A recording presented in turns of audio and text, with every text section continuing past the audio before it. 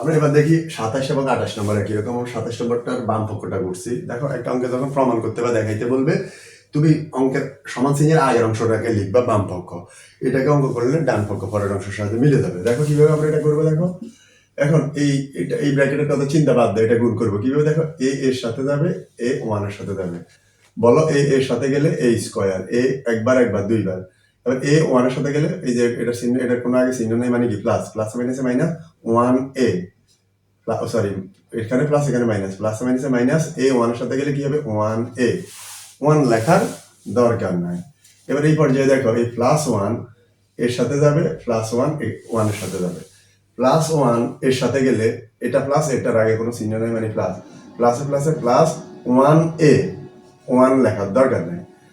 এখানে এটা plus one one এর সাথে যাবে, তখন কি হবে এটা প্লাস এটা মাইনাস, প্লাসে মাইনাসে মাইনাস একে একে এক। ওকে, এবার এই পর্যায়ে এটার কোনো কাজ নাই, এটাকে লিখে রাখবো শুধু। এবার দেখো এটা প্লাসের এটা মাইনাসের কাটা, কে থাকে এই ব্র্যাকেটে এ স্কোয়ার সরি মাইনাস ওয়ান, আর এখানে থাকে এ স্কোয়ার প্লাস ওয়ান। এটার কোনো কাজ নেই, এটা লিখে রাখছি। এবার আবার খেয়াল করো, এই এ স্কোয়ারটা এখানে গুণ হবে, এই স্কোয়ারটা এখানে গুণ হবে। আবার করো, কিভাবে করবা, এই দুইটা এই স্কোয়ার এই দুইটার সাথে গেলে কি হবে এই সাইডটা।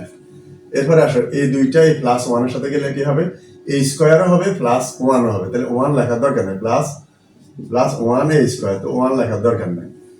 এবার এরপরে কাকে গুণ করবা, দেখো এই মাইনাস ওয়ানটা একবার এখানে যাবে, মাইনাস ওয়ানটা আবার এখানে যাবে। তো দেখো হ্যাঁ, মাইনাস ওয়ানটা তুমি যদি এটার সাথে গুণ করো, মাইনাস ওয়ান এ স্কোয়ার, ওয়ান লেখার দরকার নাই।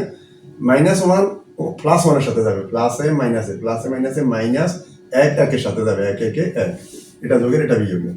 আর এখানে থেকে এই যে কি থাকে যা থাকে তা লিখবা, এটাই আমার ডান পক্ষ। ফাইনালি তুমি লিখে দিবা, যাতে বাম পক্ষ ছিল কোনটা, এটা ছিল বাম পক্ষ অঙ্ক করছি, আর ডান পক্ষ রেজাল্ট হয়ে গেল, অর্থাৎ বাম পক্ষ সমান ডান পক্ষ প্রমাণিত।